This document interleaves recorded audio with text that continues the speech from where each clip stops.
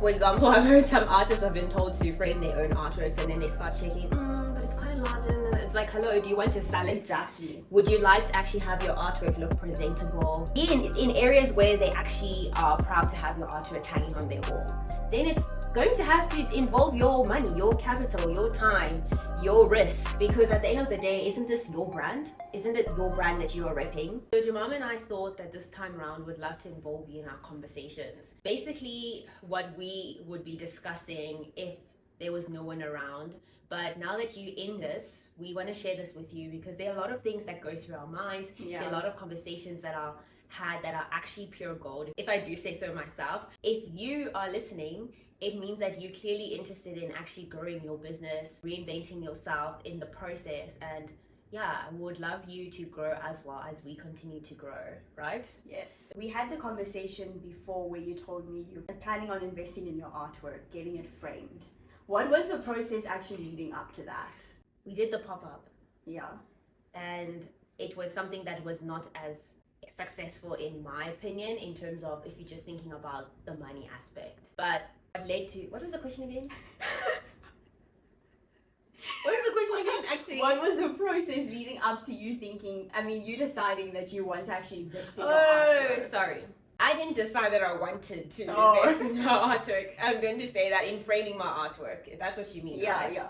Because, yeah, the pop-up was not necessarily an avenue for income. But what I did learn from that was the fact that people do need artwork that's already framed, because already the process of going to frame artworks and do that, it takes time, and not a lot of people want to necessarily do that once they've just spend some money on artworks. Okay. Since you said you didn't want to get it framed, what was your mindset? Like, what conversation did you have with yourself? Actually then telling yourself you're going to do this, you're going to invest in your business and actually get your artwork framed. It was God. He told me that I need to take a step of faith and frame my artworks that were unframed. It's also a matter of showing him that you're serious about what you're doing, because otherwise, don't do it. See, I'm not here doing this for fun. Neither am I doing this to be important. I'm doing this because I know I'm supposed to be doing this. It's something that I had stopped in about 2022, and then I restarted it in 2024. So Well yeah. done. Thank you. Well done, because that takes guts, that takes audacity, and I know this channel we're all about making big moves, building Yeah, in that's so public. true, honestly. And I think we even said this in the previous video that you need to be bold to get what you want in this life. True, you need to have audacity. And you also said one thing earlier, and I was like, it's very true. You said that if you don't invest in yourself, don't expect others to invest Yes. in you. I've seen so many people, for example, I've watched Shark Tank and I love it. And there are some episodes where people are asking the billionaires for, startup capital, etc. But they themselves haven't shown that they've gotten results. And that's fine if you haven't gotten results yet, but you believe in your business. But then again, you need to make sure that you are putting the most capital behind it. Otherwise, you're kind of playing people. And I don't believe that's right, because at the end of the day, it's your name, it's your brand. So if people start realizing that your brand is actually a flop and you yourself haven't put any skin in it, so to speak, they're going to maybe think you're a scam. that's so true. And I like that you said that you need to believe in yourself. Yeah. That's such a key factor in everything in life, because someone can do the steps that you're giving them, like they should invest in their business, but if they don't actually go behind the scenes and fix their mindset and actually believe in what they're doing, it's going to show up in front of other people. They're going to see like, oh, but she's not that confident about what she's doing, what she's selling, what she's about. So why should I be confident in her as well, True. And that So, takes work on yourself, it because definitely does. people will see whether you're confident or not. It's in every aspect of your business. Whether you're standing in front of people presenting your product, whether you're making social media posts, whether you're videoing a YouTube video, every aspect will reflect how much you yourself believe in yourself and your product.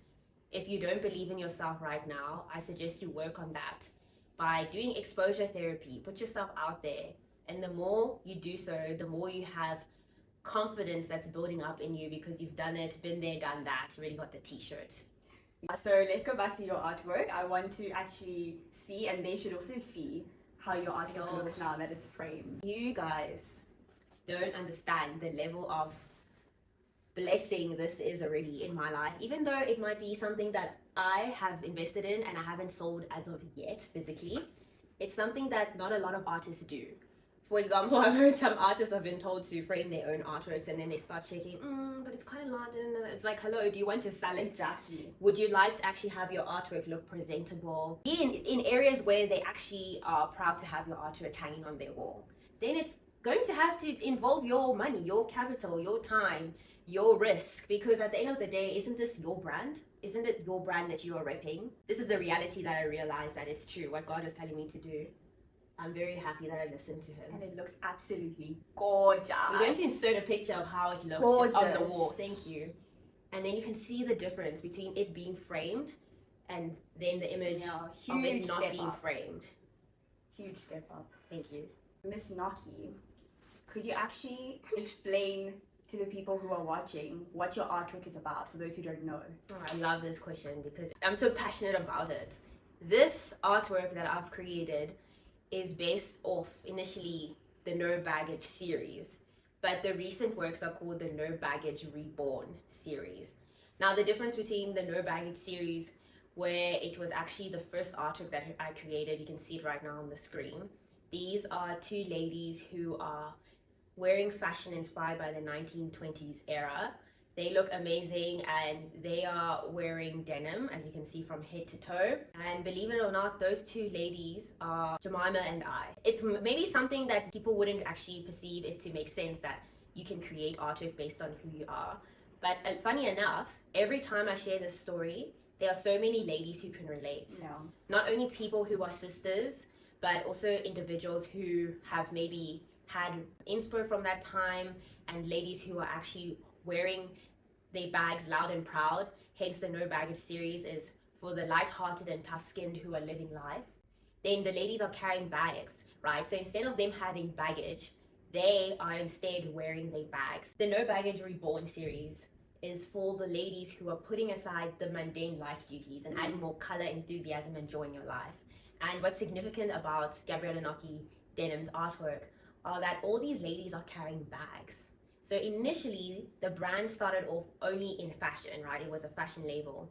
But I decided, you know what, let's use the background of these women, Yes. symbolizing crocodile skin, which is the toughest leather. And also the fact that crocodile leather is one of the most sought after leather. It's very exclusive, as well as it's also such a classy handbag if you were to have a handbag that's crocodile leather. So also these women are not just everyday women. Yeah, they're not the typical basic, no.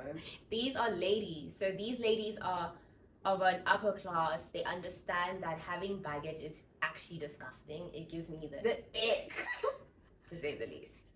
And yeah, that's the series, and I'm very excited to continue it. I know, I'm excited to see what else you're going to produce. Yeah, and the ladies actually, do you remember Jemima, the lady at the pop-up, she was saying, oh, I can see myself, like this actually reminds me of me. So it's not just, you know, seeing Jemima and I, but they are different ladies with different body types doing different things, and this is how I love women to live their life. Yeah.